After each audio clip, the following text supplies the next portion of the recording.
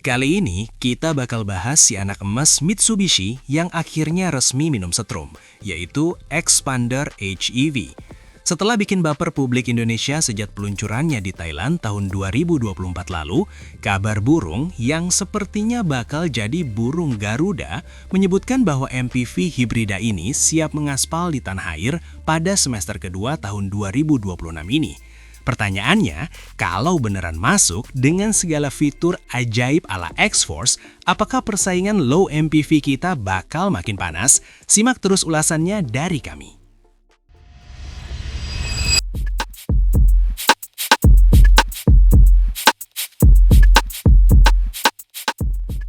Halo semua, selamat datang di channel Oblitz. Kita mundur jauh ke era 2004 di mana duet maut Avanza Xenia lahir dan langsung jadi penguasa tunggal. Saat itu standarnya simple, muat 7 orang, irit, penggerak roda belakang, dan harga bersahabat. Masuk ke era 2010-an, muncul penantang serius dari Suzuki lewat R3 yang menawarkan kenyamanan lebih manusiawi dan interior lebih mewah. Bikin Avanza sempat ketar-ketir soal kualitas build. Lalu ada Honda Mobilio yang datang dengan pendekatan mobil kencang di kelas keluarga.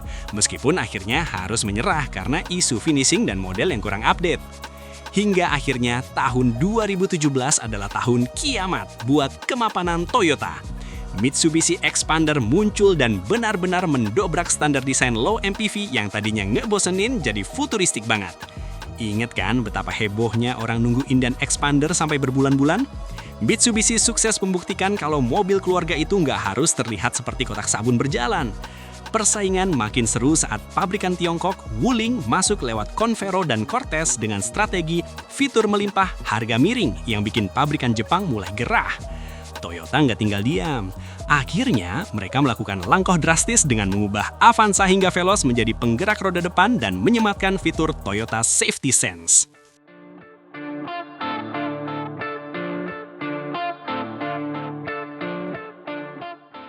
Di sisi lain, Suzuki mulai bermain di ranah efisiensi dengan memperkenalkan R3 Hybrid.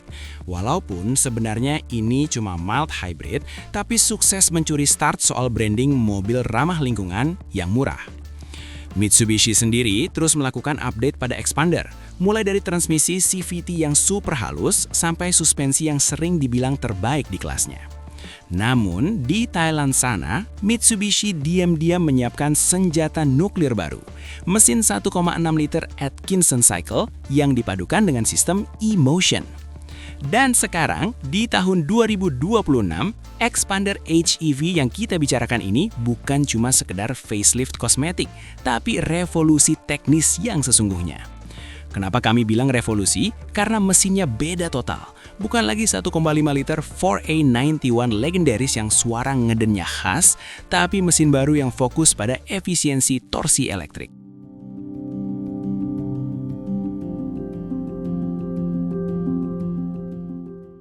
Ditambah lagi fitur 7 Drive. Bayangkan mobil low MPV tapi punya mode berkendara wet, gravel, sampai mud seperti SUV beneran.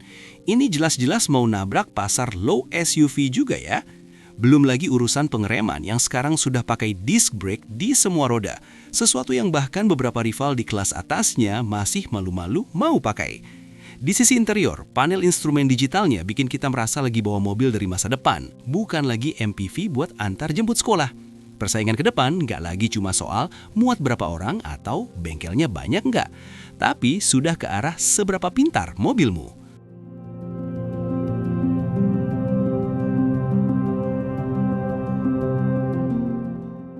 Oke, kehadiran Xpander HEV ini bakal memaksa Toyota untuk segera menyegerakan Veloz Hybrid yang gosipnya juga sudah matang di dapur produksi mereka.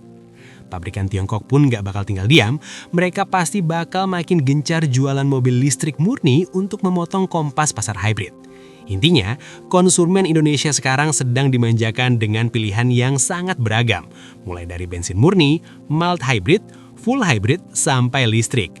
Dan Xpander HEV ini adalah simbol bahwa Mitsubishi nggak mau cuma jadi alternatif lagi, tapi ingin kembali merebut tahta raja low MPV yang sempat mereka cicipi beberapa tahun lalu.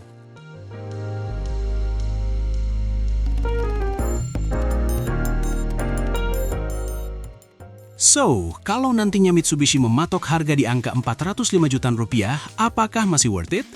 Menurut kami, kalau Anda adalah tipe orang yang mementingkan kenyamanan suspensi khas Mitsubishi, torsi instan elektrik yang bikin nyalip-nyalip di tol jadi enteng, dan konsumsi BBM yang bisa tembus 20-an kilometer per liter di dalam kota, angka itu masuk akal.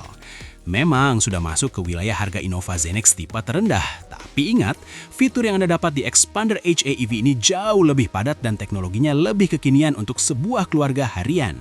Jadi, mending sabar nunggu atau sikat yang ada sekarang. Kalau budget ada, nunggu Xpander HEV ini atau pilih hybridnya China? Mohon sampaikan di kolom komentar.